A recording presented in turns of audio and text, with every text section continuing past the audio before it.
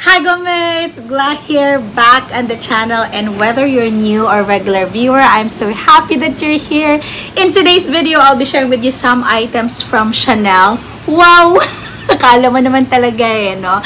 But yeah, I just want to share it with you because I got it for a song. Kasi pre-pandemic, I've been eyeing for some of the items and I decided not to buy because it's a little bit outside my budget, and now nabili ko sila ng mura. Yes, reasonable yung price. Yeah, so if you would like to know bakit ko mura nakuha or nabili, if you're interested, if legit ba siya, then you have to keep on watching.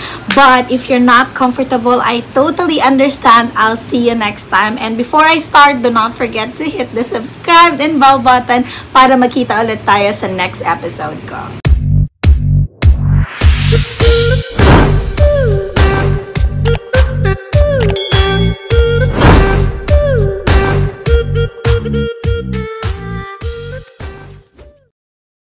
So Glammates, before I start showing you the items, just a backgrounder. Although some of you are aware naman about this one, but for the sake of everybody, for you Glammates, sasabihin ko na din naman. So, talking about like if you will purchase an item, a product, skincare, or lipstick, face powder, or anything na gusto mo sa isang high-end brand, or even mediocre na sa gitna, contemporary brands, ganyan. Most of the time, may binibigay silang sample for you to try, for you to use, and even if you're gonna, you know, being practical, pwede mong ibenta if you are an online seller. So, ganon. And syempo, kung madami kang nabili, they have a store promotion. If you're able to meet the quota, for example, like 5,000 pesos, nabili mo to, they will give you mas madami pang freebie as compared dun sa pa isa-isa lang, pa dalawa-dalawa, ganon. So, bakit yun sinasabi sa inyo? Ganon din sa high-end brands like Chanel, Dior, kasi I've experienced it myself nung bumili ako, okay, may pa freebie, at hindi lang mini. Like, full nung lipstick ibibigay sa'yo. Kung ako, talagang magiging practical ako, I can sell it. Lalo na kung hindi ko naman bet yung shade or whatnot. For some reason, pwede mo talaga siyang ibenta. What more kung online seller ka talaga and you have sales associate, diba? Na direct ka sa kanya na kumukuha. Then, bongga, mas madami kang freebie. And yun, that's exactly the reason why I was able to get these items ng mura. Na hindi ko na-expect na, okay, for example this retractable foundation brush. I've been eyeing for this for quite long. Dahil, di ba, tayong mga girls, we want nice things, pretty things, kung ano yung in, kung ano yung hot for today, sa TikTok, sa IG, and so on and so forth. Kaya minsan inaay natin yung item. But again, iba-iba naman tayo, Glammates. Well, some of you can relate, yung iba naman hindi. So, okay lang din naman yun. I'm just sharing with you my experience, yeah, about this retractable foundation brush. Imagine this one, if during the time binili ko to, it will cost me a fortune, like 3,500, and guess what? I got this for 650 pesos. Yes, so diba, ang laki ng tinipid ko. It's kind of pricey pa rin for a regular foundation brush, but this is Chanel. And now you're gonna ask me, Gla, legit ba yan? Yes, it comes with a box talaga. At tignan nyo naman, Glammates, makikita mo rin naman talaga kung ano yung fake at kung ano yung class A or hindi legit. Yun na yun. Wala siyang paper bag, of course, kasi para silang ang tawag sa kanila, gift with purchase. So, si online seller, especially kung personal shopper siya outside, or meron na talaga siyang nakilala or suki na sales associate niya sa iba't ibang brands, then definitely magsasabi lang siya na they have this. Kapag may order sa kanya, papakita lang yun. And most of the time, if not all, laging may freebie yun. Yeah. Kung kaya mo naman, then better na ikaw nang bumili para yung freebie mapunta sa'yo. Pero kung tayo na talagang normal na person lang na bumibili lang tayo para sa atin, hindi pang benta, then okay na tayo dito. Sa mga gift with purchase ng mga online seller. Kasi mura lang din naman nila binibigay. Well, hindi pala. It really depends on the online seller pa din. Probably logistics, kung saan manggagaling, papunta sa kanya. Iba-iba din kasi sila ng price. I've seen like selling this 2,000 plus, but yung pinagbilan ko nito, 650 pesos ko lang to nakuha. And madami na ako nakuha sa kanyang mga gift with purchase na hindi ko ina-expect na mabibili ko ng ganun kamura. Yeah. So this is the first item. This is the Chanel Kabuki foundation brush. Retractable siya. I like it because medyo carry naman siya, dense naman siya, carry siya sa foundation, at ang maganda, meron siyang takip para hindi siya magdudumi sa bag. There. So this is the first item. And then the second item is this one. This is the big face mirror. Actually, nagamit ko na siya. Binalik ko lang talaga para makita nyo, Glammates. May nakita ko sa online na talaga may nakalagay Chanel, but this one, feeling ko yon binibenta talaga. But this is like gift with purchase. Like kapag meron kang nabili sa kanila and you're able to meet that quota, that certain amount, then you're gonna get this. Mahal din nila to binibenta, pero nabili ko lang din to ng 650 pesos. Well, mahal pa rin for a normal mirror, but then again, you're paying for the brand. If you're into this brand, then mura na yon, Glammates. So, this one, nakita nyo na to dun sa what's in my bag ko. Kasi hindi ako masyadong maalaga.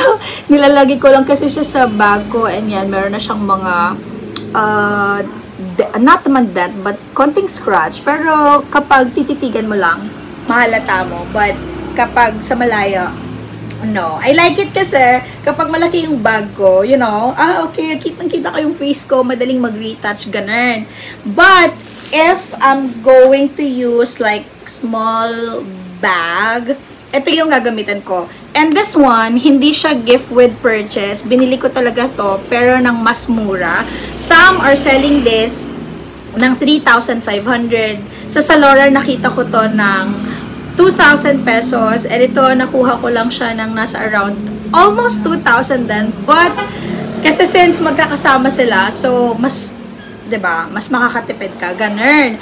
Ito, gustong-gusto ko nito before. Ngayon nga, may iba't ibang kulay na ako nakita, which is a little bit pricey. But I still like it, the black one, kasi classic siya. Yeah, kapag Chanel kasi more on black talaga. I don't know, para sa akin lang nga, black talaga. And it comes with this velvet pouch. Very nice. Kaso ang concern ko lang dito is, mabilis siyang maalikabukan. Kita mo talaga. Ayan o, Glammates. Hindi ko pa ito ginagamit, pero maalikabok na talaga siya. Ilang ganun lang. This one naman, nung nakuha ko, kasi una ko itong nabili, kaysa dito sa malaki. Sabi ko, sana pala hindi ko na lang ito binili. Kasi this one, it's kind of pricey, almost 2,000. This one, 650. And, diba, sakop niya yung mukha. Ito kasi, dalawa siya, duo mirror, because yung isa is magnifying, like, malaki yung face mo. I don't get it, ba't pa nagmamagnifying, no? Comment below nga, Glammates, bakit ba sometimes yung mirror may magnifying and then yung isa yung normal? I don't know the reason why, so probably alam nyo, Glammates, so comment below. But I like this one, yung hindi magnifying, yung hindi lumalaki yung face ko. Yan, so ito yung bet ko kapag small bag ang gamit ko. And then, yun, ang bongga lang kasi meron siyang velvet na pouch. Yan. And, this would be the last, I think hindi ko sure kung 2018 or 2017 na VIP gift purchase to. Kasi sinerch ko, meron din mga influencer na meron nito at akala ko talaga bag from Chanel. It's not really part of the collection. It's gift with purchase. Yung quality niya, kasi nakita ko na siya, Glammates, hindi naman siya katulad ng quality ng binibilin ng mga kayang bumili like 200, 500,000 price in Philippine peso. Hindi naman siya ganon. But, super nice. Ang ganda nito. Nakita ko nga to sa iba't ibang online. Parang they're selling it like 20,000, 30,000. Ganun. Below SRT ko lang to nakuha. And probably kasi, again, gift with purchase or VIP gift. extra lang siguro, tas yung mga sales associate, sobra. So, I'm not really sure. Ang alam ko kasi pag gift with purchase, kailangan makamit ka ng quota para they able to give you, like, especially if magandang gift from them, from the brand. Ganon. But comment below, Glammates. Hindi naman ako well-versed sa mga designer brand. So, yeah. But I like it. Ito yung pinaka-bet ko. Feeling ko talaga, meron na akong Chanel na bag sa ganda niya. Really? Yes! So, this is my first Chanel bag. This is Chanel Shell bag, and 3-in-1 siya. You can use it as a clutch, you can use it as a handbag, and a crossbody. Comment below if you want me to review this bag. I like it kasi ang ganda, oh, super duper lakas makasosyal. Tapos may nakalagay dito love, and meron siya ditong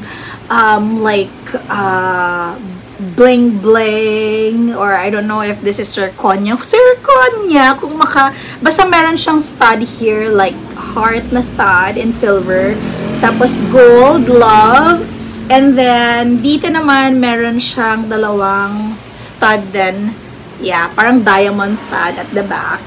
And then tignan nyo, Glammates, ito yung pinaka bongga talaga. Look at this detail. Di ba lakas maka Chanel? Chanel na Chanel talaga. Kahit na gift with purchase lang to, ay, bongga pa rin. Para talaga akong nagkaroon ng Chanel na bag. And then, pag inopen natin, ayan, ipupush mo lang siyang ganon. And then, velvet siya inside. Iyan. At kasha ang Pro Max inside. So, pag meron kang party, especially ito, sa darating na year-end party, I can use this, diba? Pwede na dito yung lipstick, small perfume, face powder, and then your phone, presto. Black inside velvet, and then meron siyang garter dito. And it comes with this short strap na, pearl. You can use it like a handbag. Ang ganda nito, Glammates. And also a crossbody, of course, as a long shoulder bag or crossbody, so you can dress up and you can dress down. Oh my goodness, it's so nice. Ganda. Super, ito yung natutuwa ko sa lahat ng purchase ko, kasi syempre Glam Chic by Gliaza bags, bag review. That's all of it, Glammates. Thank you so much for joining me for today's episode. Natutunan ko, sometimes delayed gratification is the best decision. Imagine kung binili ko to, etong kabuki brush during the time, it cost me 3,500, and this one like 3,500. Sobrang mahal. If hindi pa kaya, kalma lang muna. As soon as na able ka na at meron ka nang natatabi, go. And tingnan nyo, perfect timing kasi nakahanap ako ng mura, legit, at hindi masakit sa bulsa. Right, Glammates? So there, thank you so much once again. And if you have any questions, feedback, or even requests sa susunod kong vlog, utilize the comment section below. And yeah, I'll talk to you on my next vlog, Glammates. Stay awesome, be gladsome, and keep chasing those dreams. Bye!